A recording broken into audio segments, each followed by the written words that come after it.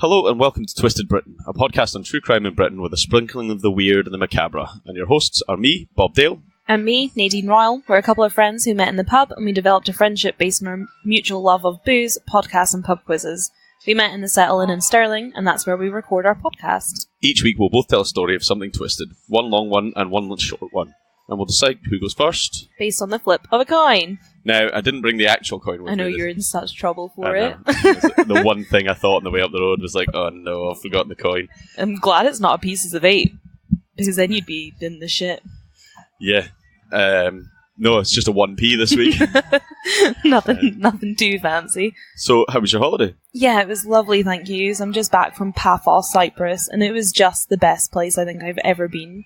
So fun, just the best time. So hot and sunny, and I just spent so many hours by the pool, on the beach, drinking. Yeah, those of us that follow us on Instagram will have seen that. It was so nice. And my brother, I was out there for my brother's wedding. Which looked amazing. Oh, it was just stunning. Bex, his beautiful bride, looked absolutely amazing. My brother, David, looked incredibly cool in his suit, and the groomsmen looked great, and everybody who attended dressed up, and it was just beautiful. It was just the best wedding ever. I cried so much. Good. I'm glad you enjoyed it.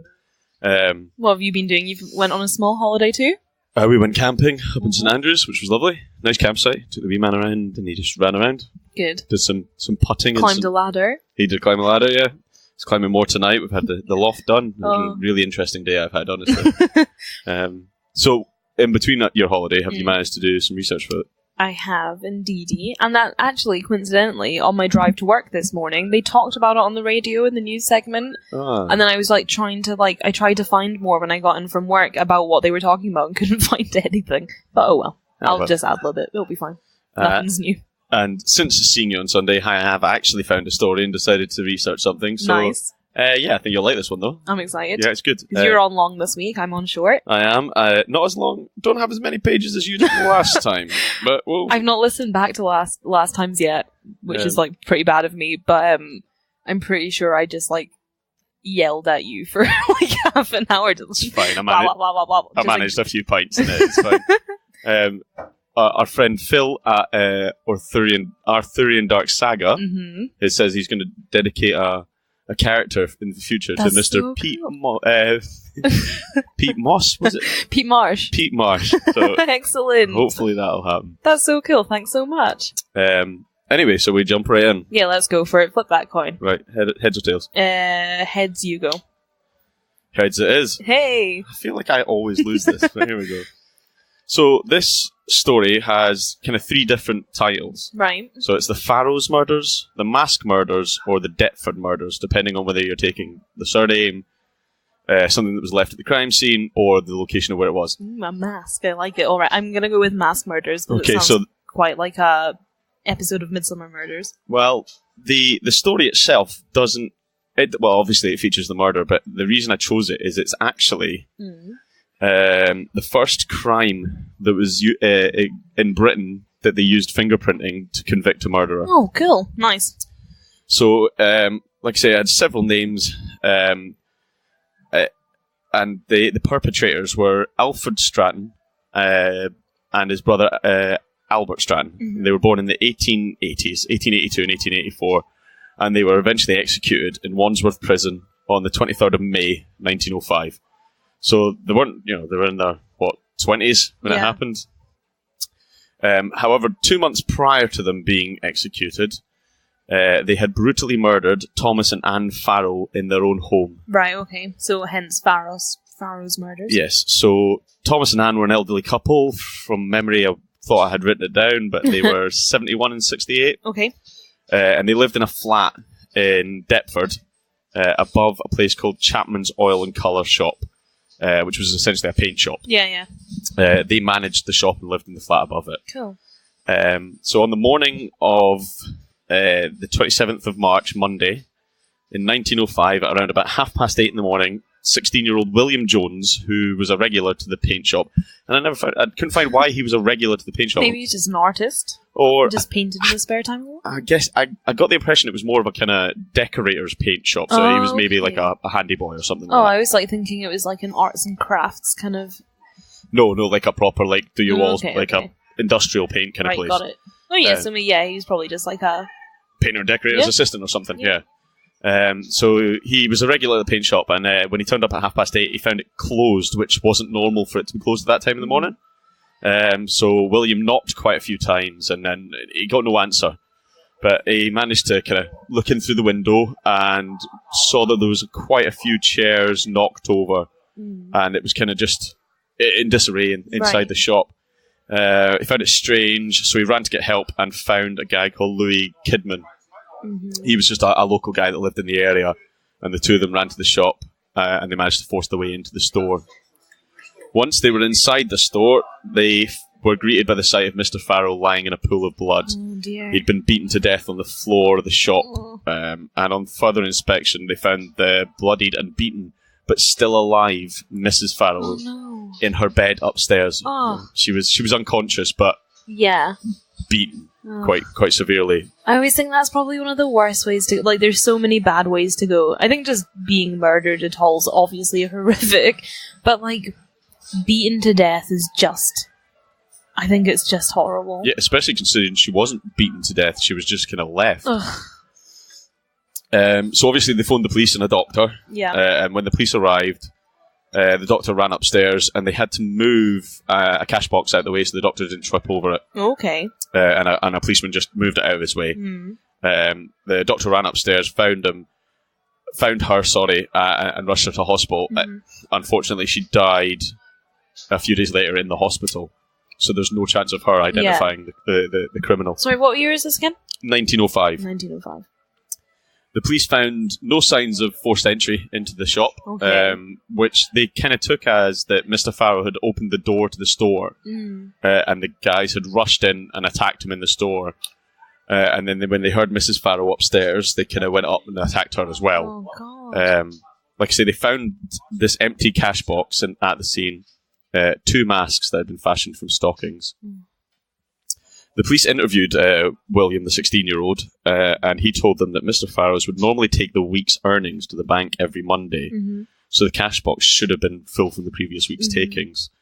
Now, they kind of surmised that around about the time of year it was, and the amount of business he'd been doing, it would have been about £13 in the cash box, which is about 1,500 quid in today's money. It's a good amount of money, you know.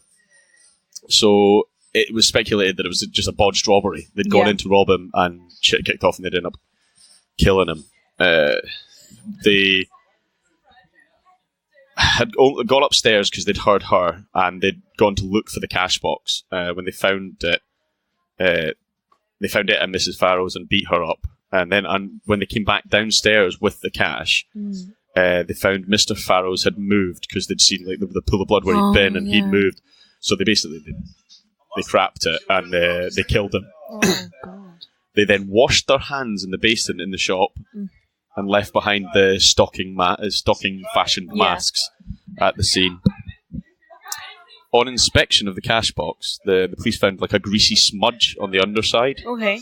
And it was investigated by Melvin McNaughton, the Assistant Commissioner of Crime for the Metropolitan Police and the head of Criminal Investigation Department, who had become like the lead investigator on the case. Right. He identified the greasy smudge as a fingerprint. Nice. So it just so happens that he was also a member of the Bleeper Committee.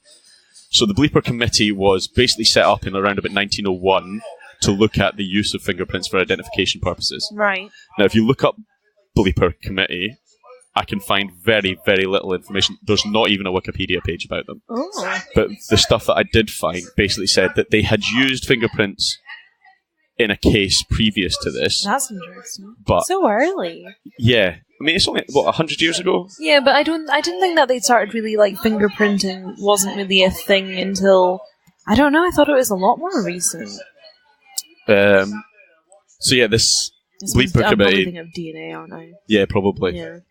So the Bleeper Committee were responsible for kind of the recommendation of using fingerprints in identity. Anyway, so Melville decided to take the cash box and try and use it as a case to test out the technique. So he did the right thing. He picked it up using a handkerchief, wrapped it in newspaper and took it to the fingerprinting bureau But then by this point, somebody had already moved it, right? So one of the cops had already moved it. So they took it to the fingerprinting bureau, which was kind of in its proper infancy at Scotland Yard. So it had been established in 2001, and it had proven its worth in the conviction of a guy called Harry Jackson for burglary. Now, they already had evidence that he'd done it, but this was kind of additional, look, here's something else that you can use. So it was handed over to Detective Inspector Charles Stockley Collins, who was basically regarded as the kind of fingerprint expert of the time. Right. He was the guy that had been working out how to do it. Yeah. So Inspector Collins, who was heading the bureau, examined the print and established it was most likely from the thumb of an individual on the right hand. Oh, okay. Just based on how it had been held and where it was and all that. And he compared the print with the two victims, and it wasn't either of them. And he compared it with all the officers that had been at the crime scene. Nice. And managed to rule them out. He also compared it to the 80,000-ish sets of prints that were on file at the bureau at the time. And back at, that wasn't computerized. That's eyeballing. Well, I was thinking about this earlier. That some guys had to look at each individual picture sit and look at look at it. That's insane. That's some dedication. Yeah, and a lot of work. Nice. There was no match from those 80,000 sets of prints. Now, those 80,000 sets of prints have 10 prints each. Oh my god. Because there's one from each finger, so that's 800,000 prints. That's insane. That's so incredible that they even did that. And because, it's kind of standard practice that you take fingerprints from people now. Yeah. It wasn't at the time, so that was all they had to compare it to. Was them and the victims and the police officers. So they just decided that was a no-hope point, and obviously they were carrying on with the general police investigation anyway. Yeah. So luckily in the area there'd been loads and loads of witnesses saying that they had seen two men leaving the paint shop early on that Monday morning. One dressed in a dark brown suit and cap, and the other one in a kind of darkish blue suit with a bowler hat. Okay. I love how well people were dressed. I think that's excellent.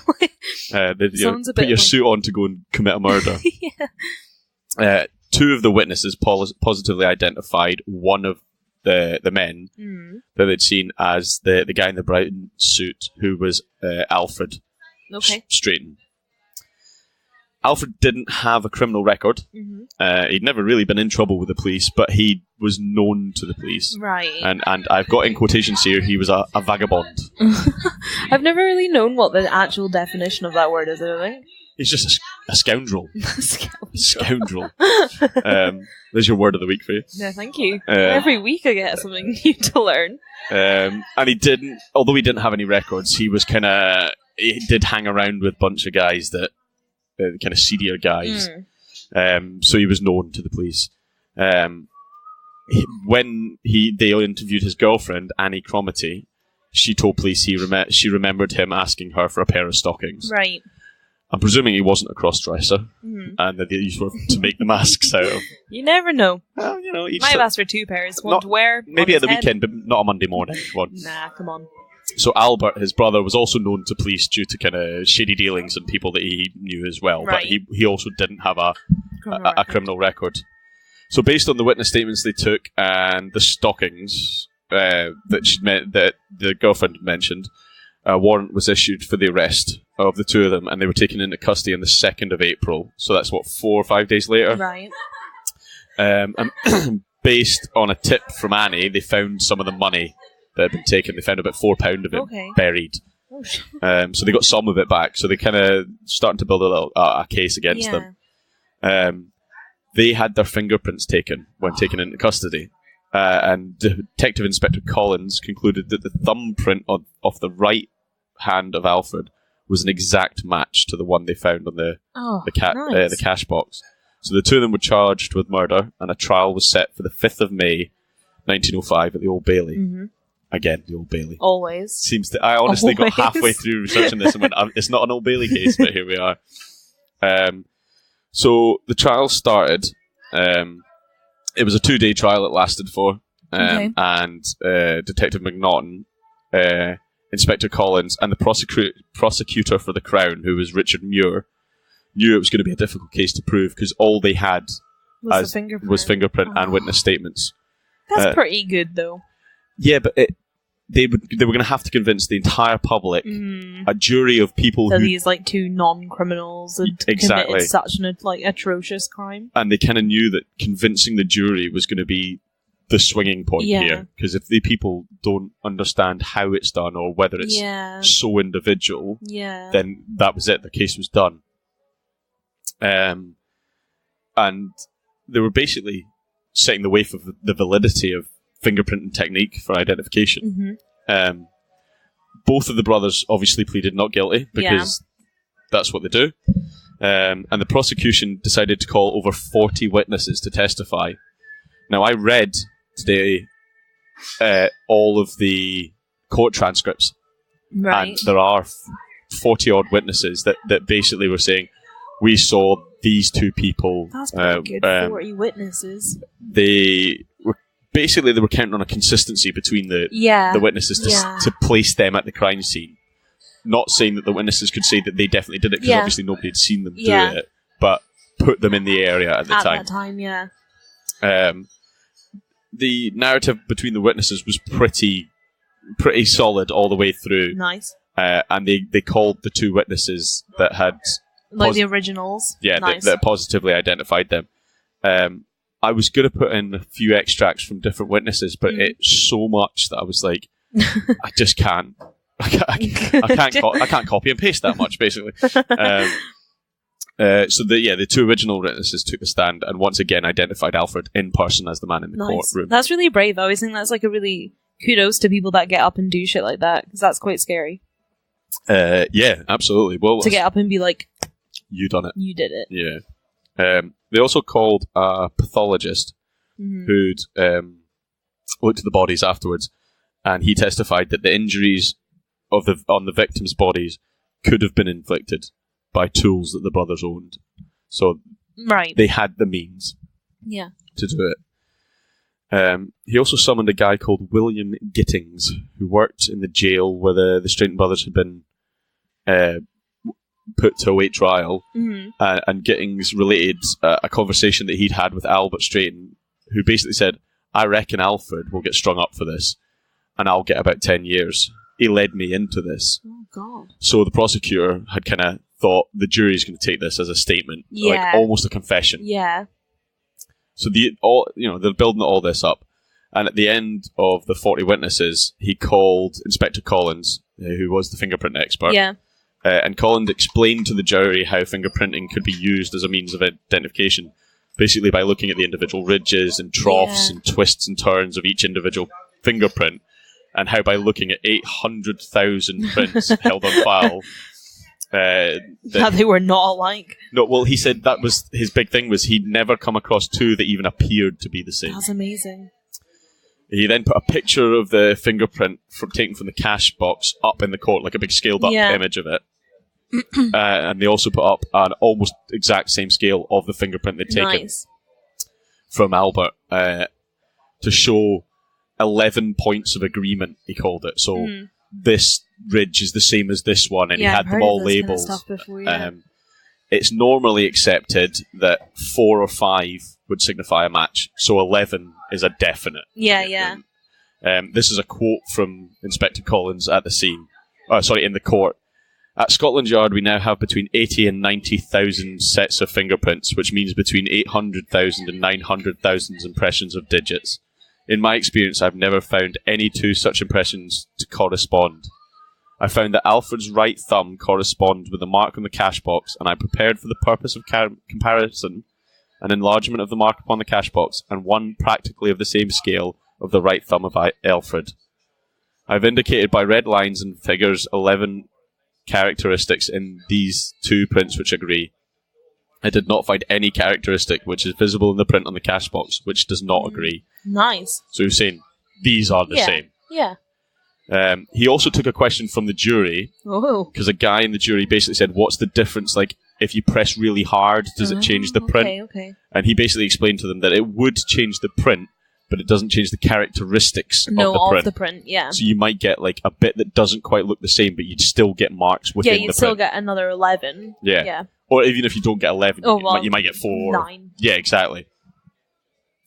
So the defence tried to discredit Inspector Collins by calling a guy called Dr. John Carson to the stand.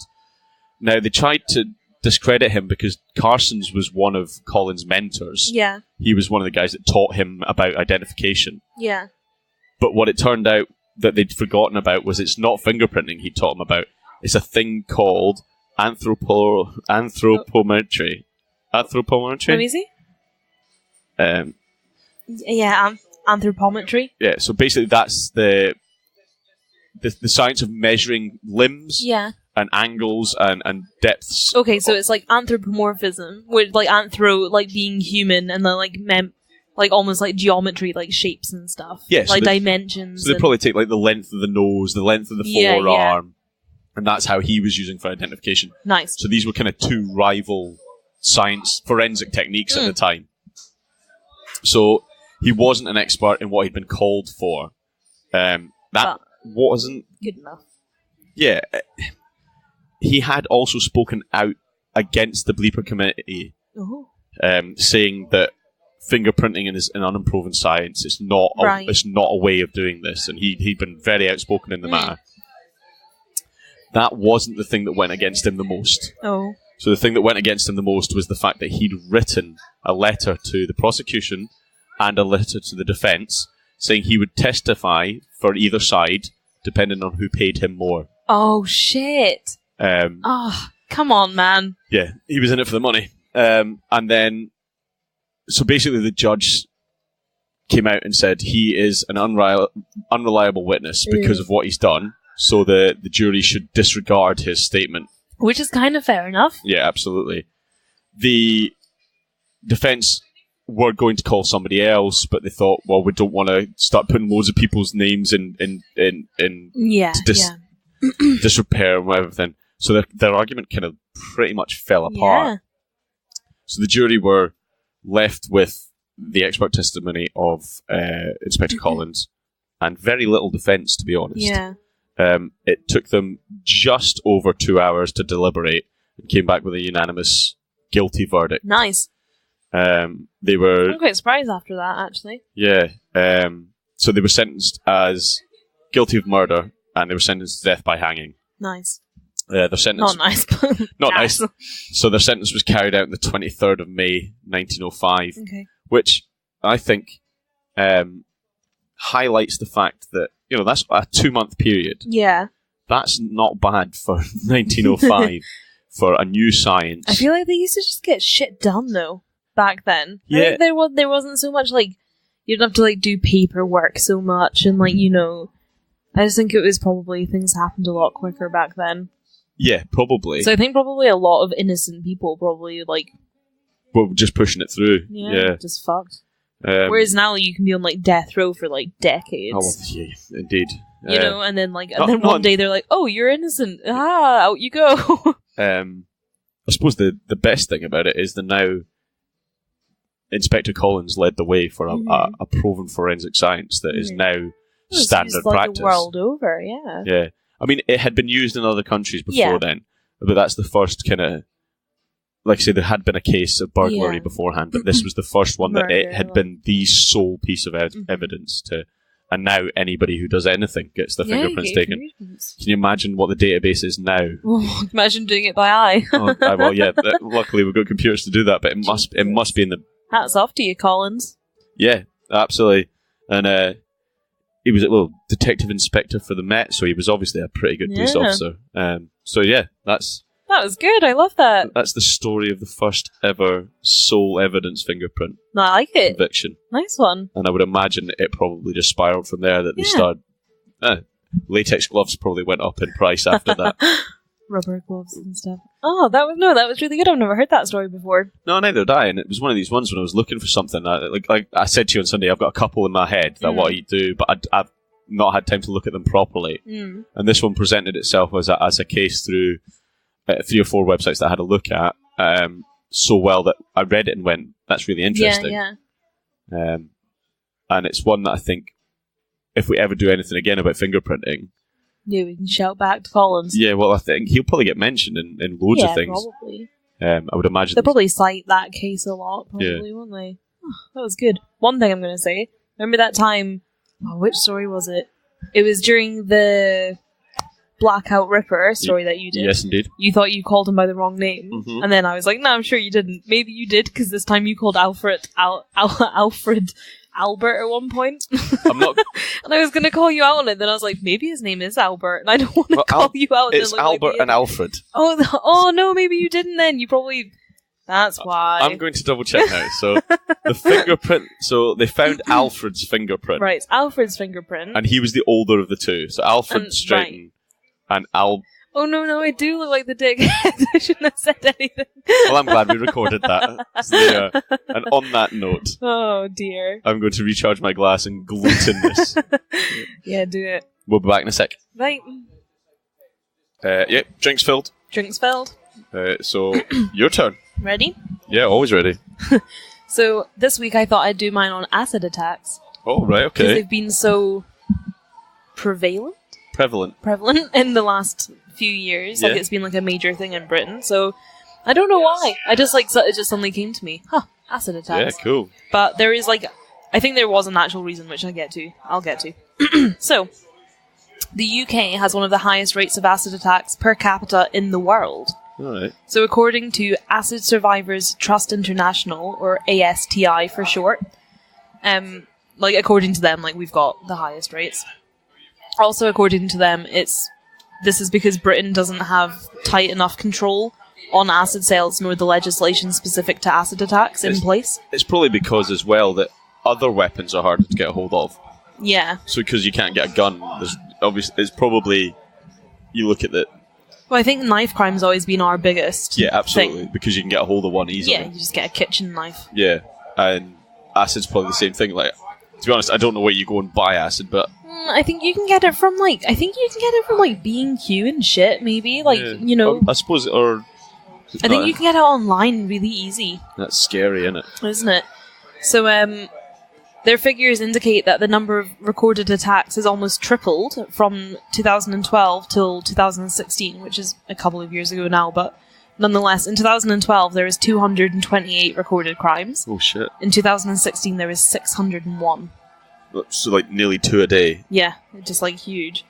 2 a month. 601 in the year of 2016. Yeah, so nearly 2 a day. How would it be 2 a day? Because there's 365 days in a year. Oh shit! I was thinking of Well, there we go. Another thing Nadine's learned during podcasting. Here we go. Oh dear. Moving swiftly on. 2017 was widely regarded as the worst statistically, with more than 400 attacks being reported in the first half of the year alone.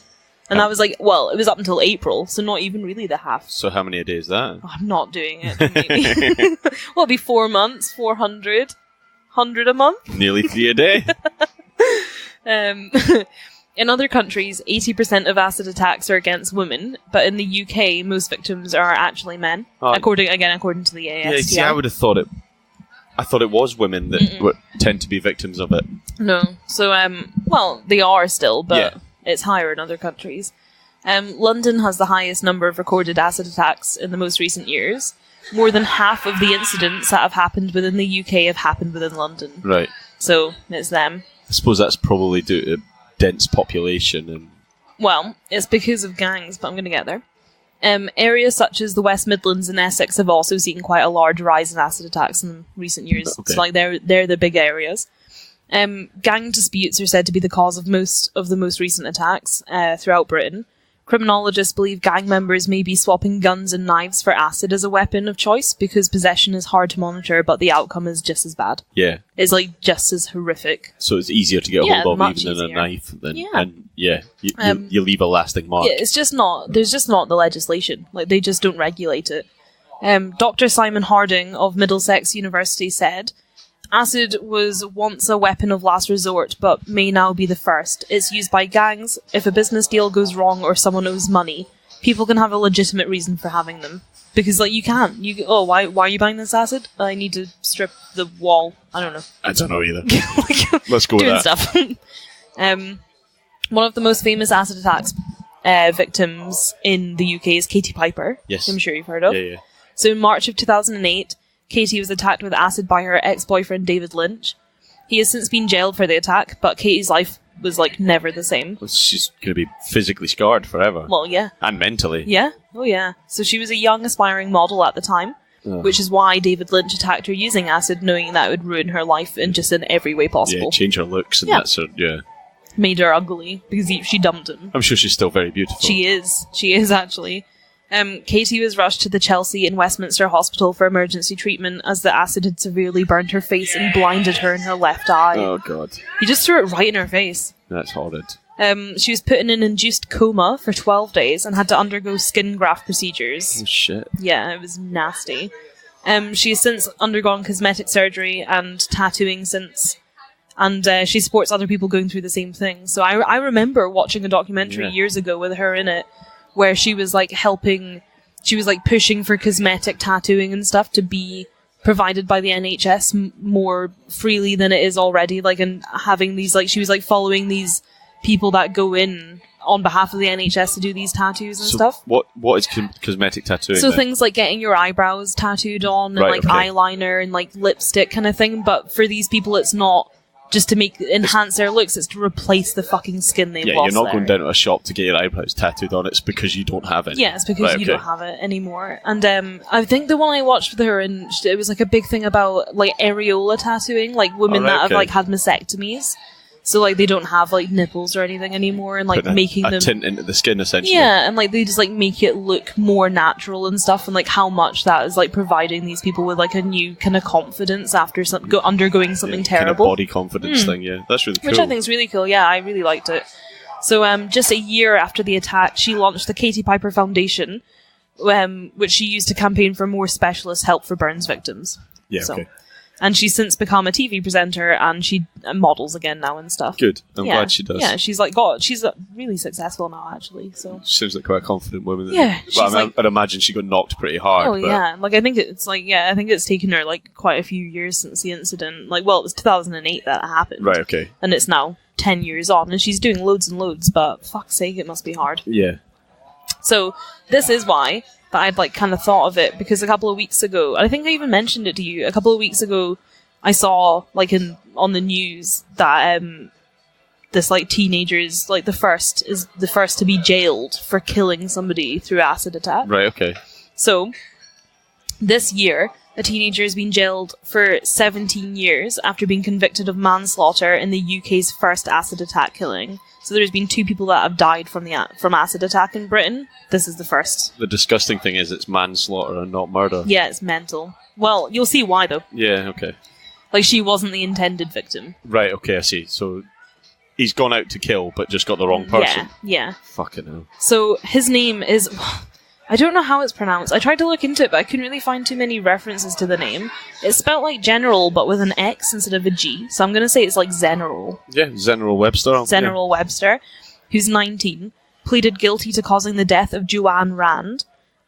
Partway through, and he only admitted partway through his trial, which was in April at Reading Crown Court. April of this year. Yeah. Right. Webster covered Joanne Rand's face and body in industrial-strength sulfuric acid after she was caught up in a fight over drugs between Webster and another man on the 3rd of June last year, 2017. That's terrible. Yeah, really bad. And do you know what, as well? When I was at school, I did advanced higher chemistry, and I had to do this like personal project. Like when you do an advanced higher science, you've got to do this like big project thing. I did drop out, but hey ho, still did the project. And when I was doing my project, I was using sulfuric acid, and I think it was like 9 molar, which is like chemistry term for fucking strong. Right. And I sucked it up into this like glass pipette thing, because it was like very like small amounts I was using.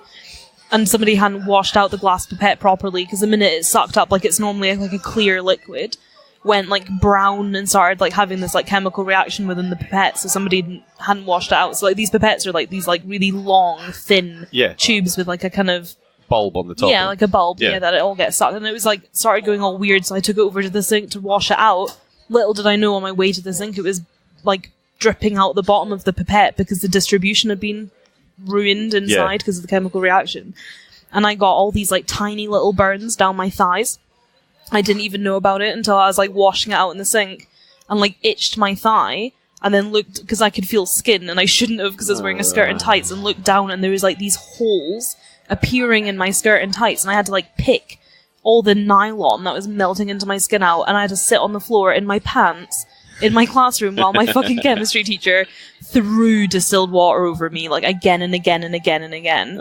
And they were like tiny, tiny burns, and I still have scars, like tiny little purple scars. I hope you've learned your lesson that if something goes wrong, throw it away.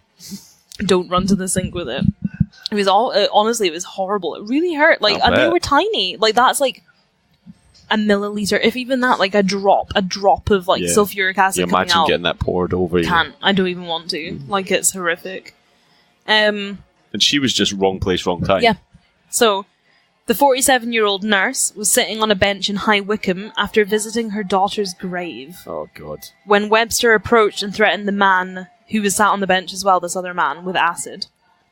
The man, being threatened, knocked the bottle out of Webster's hand, and the acid inside then splashed onto Joanne as she sat on the bench. She then ran to the nearest place, which happened to be a branch of KFC, to try and splash water over herself.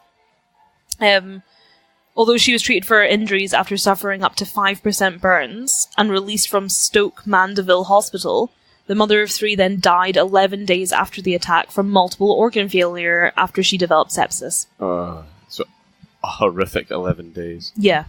Is water the right thing to do there? Is it not an alkaline you're supposed to chuck on it? No, because it's like... it's going to burn you as well, isn't it? Well, yeah, so the way, if you were going to neutralise an acid in a beaker... Stay tuned for science, Nadine, folks. Gonna have to call back to how long ago was I in school? 6-7 years ago. 6 or 7 year old knowledge. I think if you're going to neutralise an acid in a beaker, you probably can do it using alkaline, but then it's all these equilibriums and stuff like that you've got to work out. The easiest way to neutralise something and take it to pH 7 is water, which always has pH 7. Whereas I suppose you just have to overdo it. Suppose if you're just throwing water on it, you're just diluting it. Yeah, that's it. And that's dilution is bringing something to pH 7. Right, okay. It's yes, I think so. It's whatever. Yeah, no, that sounds reasonable. But that's how you do it, yeah. If you get burnt by acid, the first thing you need to do is jump water. The bath. Yeah, get water over you. And flowing water, it needs to be constant flow. So get in the shower. Yep. Yeah, well, after I got burnt, I was at the end of the day, and after my teacher had doused me with water, said to me, the minute you get in the house, sit under a cold shower for as long as you physically can. That's a weird sentence. Once your teacher doused you in water, but okay. And then if it's if they're still sore and burning, go to the fucking hospital. Yeah, that's fair enough. So, yeah, but I was fine. So, when sentencing Webster, Judge Angela Morris said, "You and your actions bear the responsibility for her tragic demise." And referring to his carrying of a corrosive substance, she added, "The fact remains you had this substance with you in a public place, and you cannot have failed to realise the significant harm its contents would have caused to others had it been released. Because it is a liquid, it is all the more likely to be indiscriminate in its spread." Which is a great statement. Yeah. Judge Moore said she had concluded Webster posed a risk to the public, and as well as 17 years in custody, gave him an extended license period of 3 years.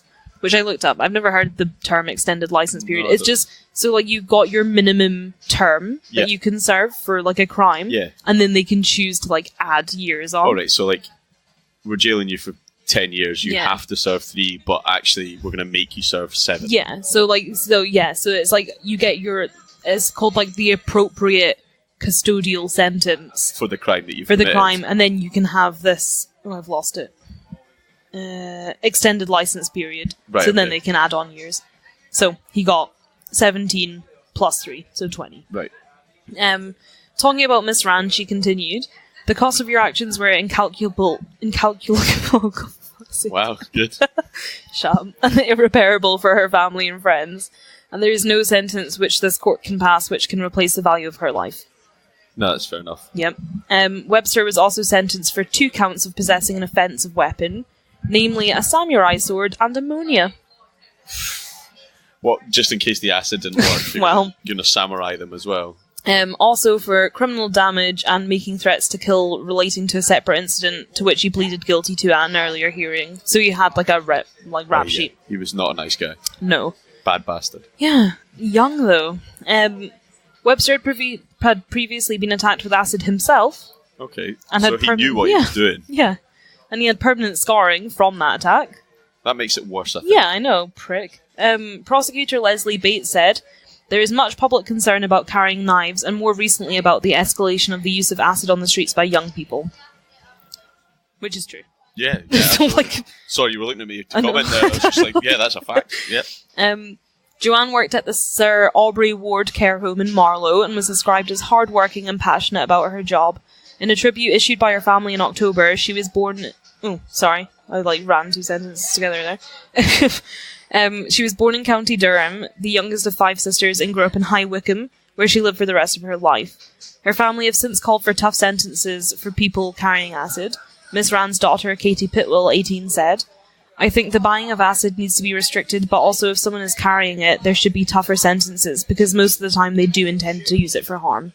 Well, what other reason are you carrying it? Well, exactly. And she went on to say, "He went out with the intention of hurting someone, and it's an innocent person that got hurt in this situation.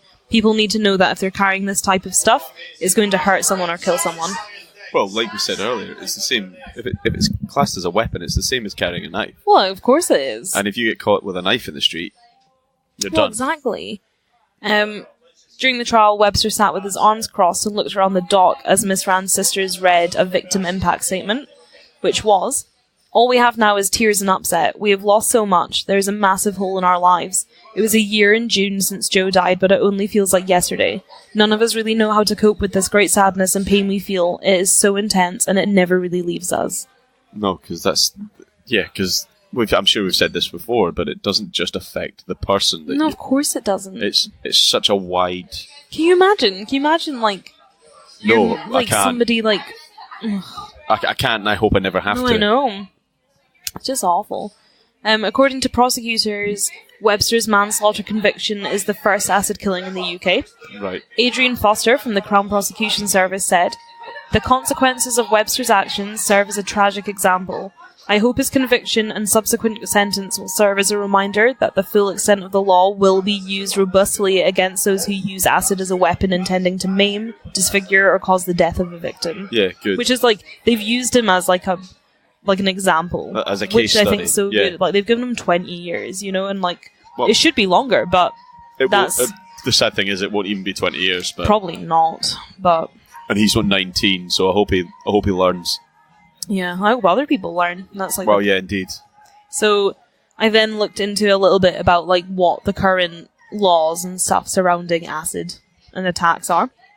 The minimum jailing is like a minimum jailing of 6 months for an adult caught carrying acid twice.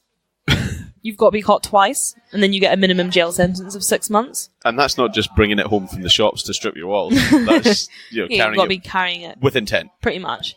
Or for anyone proven to be carrying it for the intention of harming someone. Yeah. So either you get caught twice, or you're proven to be found to be carrying it for harm, and then you get jailed for 6 months. 6 months is nothing. Which is like, that's the minimum.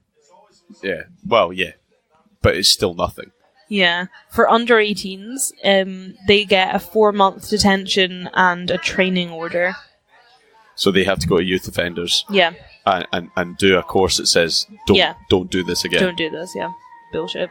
Acid is to be defined as a highly dangerous weapon for the first time, allowing judges to impose harsher punishments on anyone found to be carrying it in public, so they are trying to change it, Yeah. which is good. Some of the most severe assaults have been carried out using sulfuric acid, like in the case of Joanne Rand. But police said that dozens of different substances have been used in the UK, including some that are not covered by existing bans and voluntary sales restrictions. So they're saying that like quite a lot of the time people are using just like household substance, like bleach and Just like anything that's going to burn you. And you can't do shit about like somebody carrying a bottle of bleach. Yeah, because actually, thinking about it, there's that stuff that you use to clean your oven. The big corrosive stuff, and you have to put on serious gloves for that. And I didn't, and got a wee burn on my fingers. And I know that's nothing corrosive in comparison, but But yeah, you can could still hurt somebody You with take that. a spray bottle of that out. And Just spray it in somebody's eyes. It's gonna fuck them up. Oh, blind them easy. Oh yeah. So, police have so far been powerless to identify corrosive substances which are frequently concealed in soft drink bottles. And they, had this pilot using litmus paper Okay. to test substances, but they said it was just, unsuccessful. It's just not been as effective as they need it to be. That's not the answer. No, and I suppose it's not like you do a breathalyzer for drink driving, or they do those swabs now for smoking pot or whatever before you're driving. Because I think, anything in a drinks bottle, if, I used to use litmus paper back when I did chemistry and stuff, and it's you've got pH paper, and you've got, I'm sure you've got two different types of paper, and there's, pH paper, which will change all these different shades. Oh yeah, I use it for my fish tank. Yeah. Yeah. And, it'll go from pH 1 to pH 14, or, if it's really good, you'd think it would. And, it'll be, a different colour spectrum, you match it against your little colour chart. But I think litmus paper, I'm so sure, because we use it in the pub as well, litmus paper either is, pink for neutral or purple for not neutral. And it probably spoils quite easily. Oh yeah, if you get it wet, it's pretty fucked. It's not like they could... If you get it wet, it's fucked. Because then it's, already indicating it's that doing it's something. pH It's not like they 7 or can not. carry it in their wee police kit. Because we use it in the pub for when we do the lines and everything, because the stuff you clean lines out with in the pub is super corrosive. If you drank it... I think I've had a half pint of it, to be honest. If you drank it, you'd be really ill, and you can't... If you get it on your hands, you can feel it. You can feel it. I always get a half pint of it, and that's why I feel bad the next day. That must be it. And you do, once you've ran it all through, you check what's coming out the taps with litmus paper, and if it turns purple, you've got to keep... Running water pink, through it. Whatever, whatever the colour chart is, you've got to keep going. So I think litmus paper isn't even like that. It's just, yes, it's sensitive, but not definitive. Yeah. So it would be this isn't pH 7, but it doesn't prove what it is. Because I would imagine even, a flat bottle of Sprite probably isn't. I don't know, yeah, maybe we should go get some litmus paper and start, It's a lemon and lime drink, isn't it? So it's probably... Yeah, probably not, actually. Fair point. So they're now looking to create harsher sentences in hopes to cut down on these crimes, and have assured the public that they'll be looking to hand out the maximum penalty possible in the meantime. So what I was listening to on the radio this morning, and I was like, oh, nice, I'm talking about this tonight, I'm sure it was... I don't know, I'm so bad with politics. Yeah. I'm gonna say the Home Secretary, but I think that's probably not right. Okay. I'm not gonna name them, just in case. It was a woman anyway. The Home Secretary? The Home Secretary is a woman. Might be onto something. Yeah. She from the politics was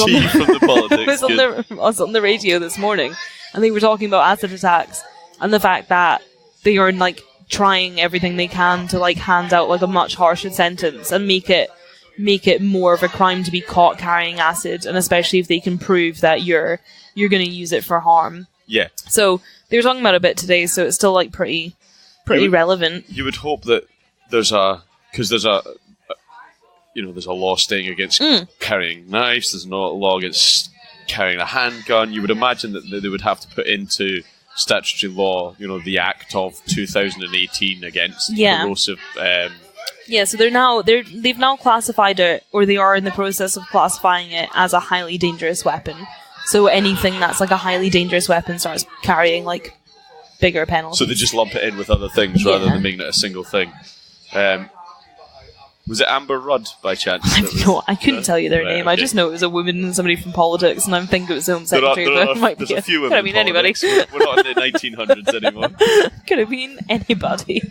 That was cool. I like that. Thank you. I think what's cool about it is it's properly that's ongoing. That's it's a massive problem in the country just now, and I kind of remember I remember it was last year. There was just so many attacks, and it was just constantly on the news. Guy rides up on moped, chucks acid on girl in car, through open car window for no fucking reason. Just for shits and giggles. Yeah, just for shits and gigs, which is really, it's not that fun. Let's be serious. That was great. I like that. Thank you. I would also like to point out that during our recording tonight, both Nadine and I have been mouthing along to separate songs. I've been really enjoying the music choices tonight. Nadine was singing along to Crazy Train, Ozzy Osbourne. And I was singing along to some Adele, but never mind. We've got different tastes in music. We actually don't have that different taste in music. You can't not sing to Adele, I'm sorry. No, I know you can't. I'm on my phone, I'm being so rude, but I'm trying desperately to find this message because I want to give this woman a shout out because she made my week last week. So, as you all know, we have been trying to be an active member of the Podern family community, and I have been using it to try and find podcasts so I'm not listening to the same thing. I have, however, spent most of this week listening to My Dad Wrote a Porno because No, it's back. I need to listen. But I'm like trying to save it up. I can't not listen to it when it's there, which I absolutely adore.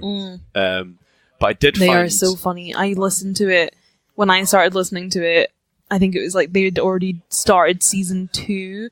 And I listened to it when I had a desk job, like and I just back to back. Oh, I just sat there like all day pissing myself laughing at my desk. And then eventually, the best thing ever was somebody nearby was like, "What are you always laughing at? What are you listening to?" And I was like, "Oh, this really silly podcast called My Dad Wrote a Porno." And she was like, "Oh my god, me too." Yeah.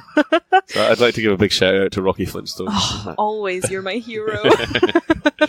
I will say, however, that I did find.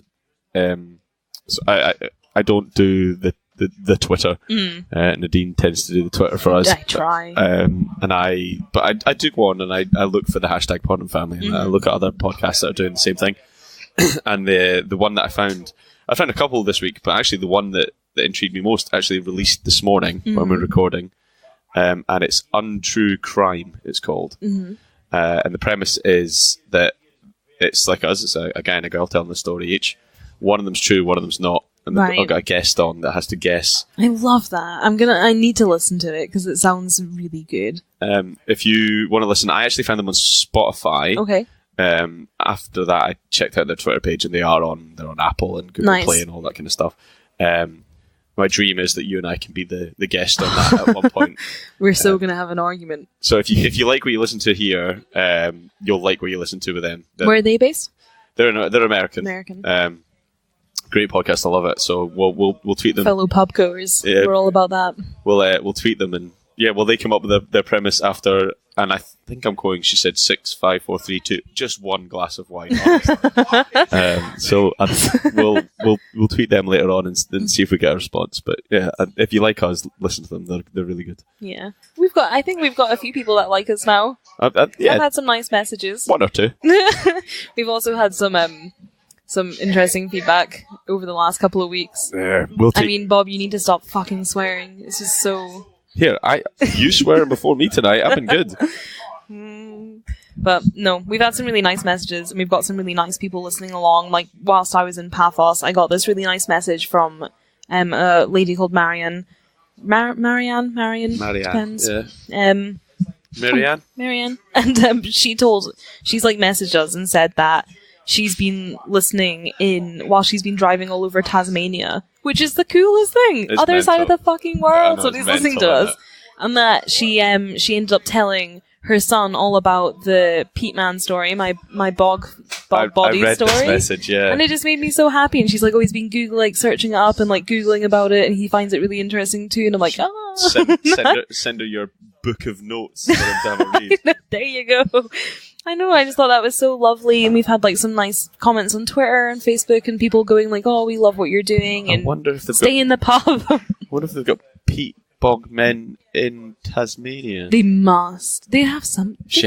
They must. She has to let us know. Let us know, please do. Her son will know by now. Oh, you probably will. Yeah, let us know.